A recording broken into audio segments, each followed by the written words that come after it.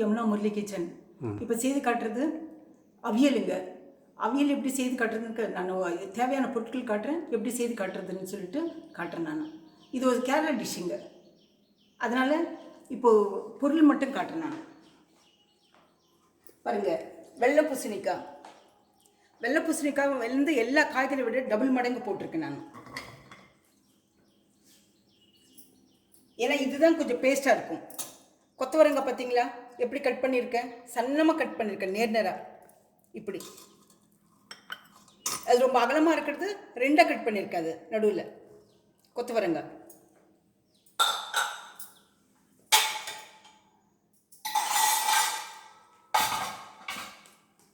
Carrot ஒன்று கலருக்கு போட்டிருக்கேன், இது ஸ்வீட் அடிக்கும், அதனால கம்மியாக போட்டிருக்கேன் நான்.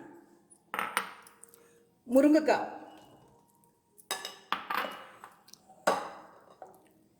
வாழைக்காய் ஒரு கப்புங்க. பாருங்க,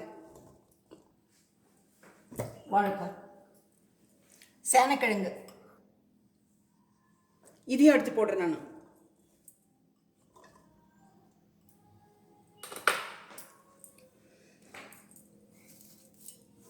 கத்திரிக்காய்,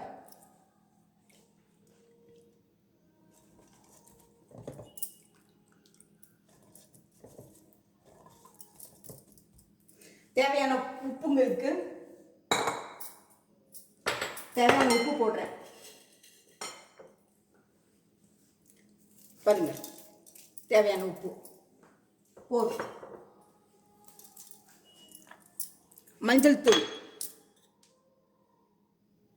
மஞ்சள் தூள் கொஞ்சம். கருவேப்பிலை அப்படியே காம்பா போட்டுருக்கேன் நான். இதெல்லாம் போட்டு தண்ணி போட்டு கொதிக்க வைக்கணுங்க. இது இப்போ காட்டுறேன் பாருங்க, தண்ணி எவ்வளோ ஊற்றணும்னு சொல்லிட்டு காட்டுறேன். தண்ணி ரொம்ப அதிகமாக ஊற்றாதீங்க, சும்மா தெளிச்சு விட்டா போதும். இது வந்து ரொம்ப வேகக்கூடாதுங்க, அளவாக வெந்த போதும். அவ்வளோதானுங்க.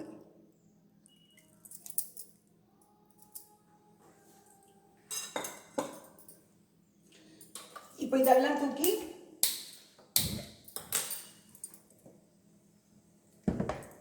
குக்கரில் வச்சிடலாங்க. இது விசில் விட வேண்டாங்க, சும்மா மூடி வச்சிடலாம்.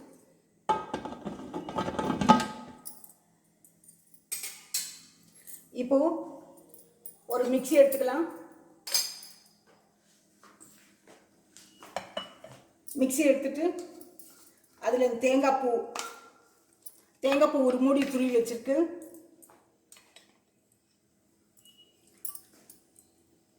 வரமிளகா ஒரு 15 மிளகா போட்டிருக்கேன். வரமிளகா,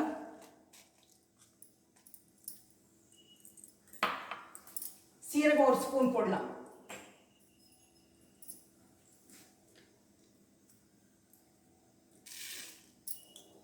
இன்கிரீடியன்ஸ் எல்லாம் கம்மி தானுங்க. சீரகம் ஒரு ஸ்பூன். இதை மிக்சியில் போட்டு தண்ணி ஊற்றாமல் பருப்பருன்னு அடிச்சுக்கணுங்க. தண்ணி ஊற்ற வேண்டாம், தண்ணி ஊற்றினாக்க குழம்பு மாதிரி ஆயிடுங்க.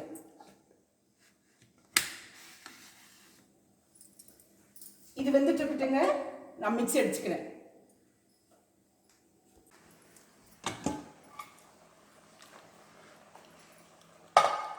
இப்போ காய் வெந்துடுச்சுங்க.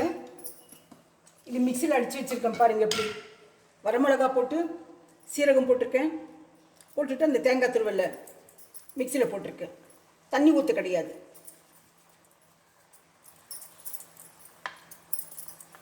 இதை போட்டுடலாங்க. போட்டுட்டு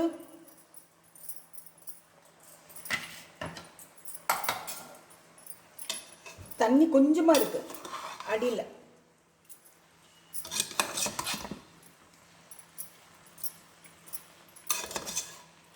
பாருங்க,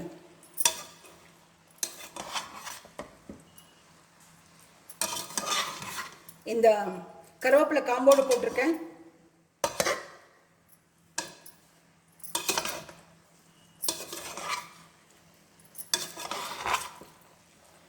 இந்த தேங்காய் வெந்தா போதும். நம்ம தேங்காய் எண்ணெய் ஊற்றிடலாம்.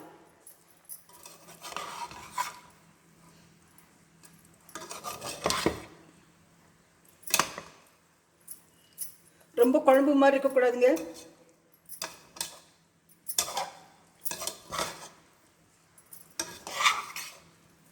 பார்த்தீங்களா, இந்த மாதிரி பக்குவத்தில் இருக்கணும்.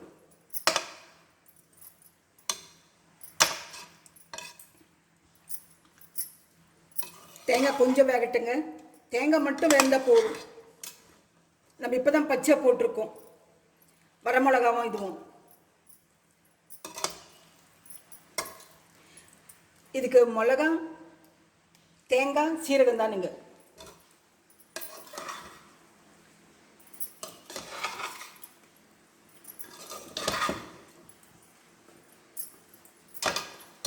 ட்ரை ஆயிடுச்சு பார்த்தீங்களா. இப்போ நான் ஒரு பேன் வச்சுருக்கேன். இது ஆண்டதாக இருக்குங்க, ஸ்லோவில் வச்சுருக்கேன் நான்.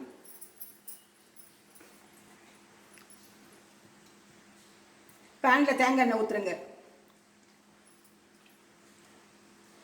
ஒரு 5-6 ஸ்பூன் ஊற்றலாங்க.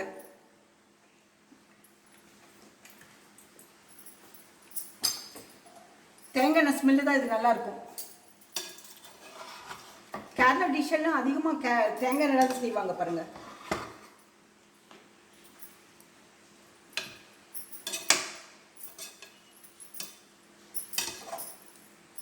அது காஞ்சதும் இதை ஊற்றிடலாங்க.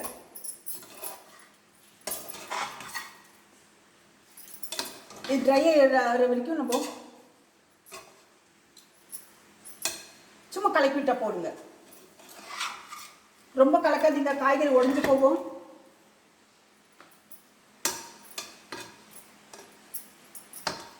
நீங்கள் இந்த உப்பு இந்த தருணத்தில் பார்த்துக்குங்க. எனக்கு கரெக்டாக இருக்குது, நான் கரெக்டாக போட்டிருக்கேன். நான்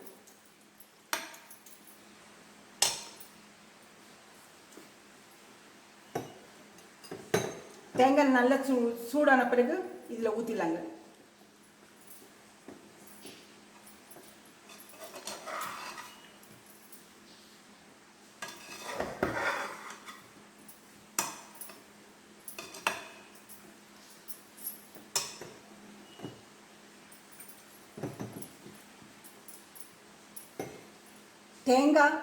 தேங்காய் எண்ணெய் அதிகமாக யூஸ் பண்ணுவாங்க கேரளா. இப்போ புகை வருதுங்க. புகை வந்ததை தூக்கி கொட்டிடலாம் இதில். பார்த்தீங்களா,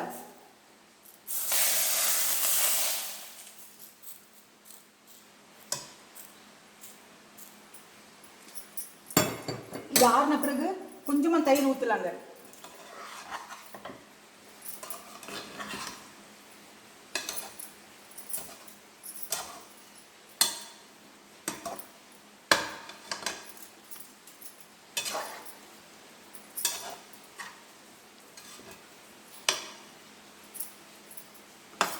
இது முடிஞ்சதுக்கு இது எல்லா காயும் வெந்திருக்கு.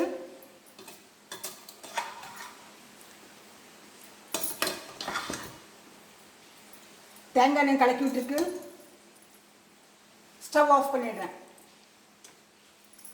இது ஆறின பிறகு ஒரு இதில் பவுலில் போட்டு ட்ரான்ஸ்ஃபர் பண்ணி கொஞ்சமாக தயிர் ஊற்றி பரிமாறுறாங்க. நம்ம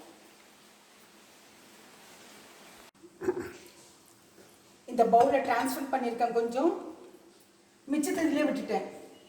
ஏன்னாக்கா ஃப்ரெஷ்ஷாக வந்து உங்களுக்கு எப்போ வேணுமான்னு சொல்லி அப்புறமா கொஞ்சம் தயிர் ஊற்றி ஃப்ரெஷ்ஷாக கலக்கி வச்சுக்கோங்க. இப்போ வேண்டாம். இப்போ எந்த அளவுக்கு சாப்பிட்றீங்களோ அந்த அளவுக்கு எடுத்து ஃப்ரெஷ்ஷாக தயிர் ஊற்றி கலக்கிட்டால் போதும். பாருங்கள், தயிர் ஊற்றுறேன் நான்.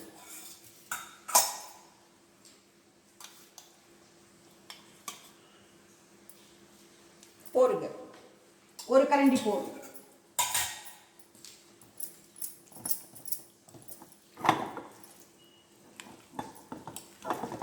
இதை கலக்கிட்டு நீங்கள் உடனே பரிமாறிக்கலாங்க. சாப்பாட்டுக்கு நல்லாயிருக்கும், அடைக்கு நல்லாயிருக்கும், சப்பாத்திக்கு நல்லாயிருக்கும். காரம் எதுக்கு அதிகமாக போடுறது, இந்த தயிர் ஊற்றும் போது காரம் கம்மியாகிடுங்க. அதனால் காரம் அதிகமாக போட்டேன் நான். உங்களுக்கு எந்த அளவுக்கு காரம் வேணுமோ அந்த அளவுக்கு போட்டுக்குங்க. பார்த்தீங்களா, பேஸ்ட் மாதிரி வருது. இந்த ரெசிபி பிடிச்சிருந்தா லைக் பண்ணுங்கள், ஷேர் பண்ணுங்கள், சப்ஸ்கிரைப் பண்ணுங்கள், மறக்காமல் பெல் பட்டன் ப்ரெஸ் பண்ணுங்கள். அடுத்த ரெசிபியில் பார்க்கலாம்.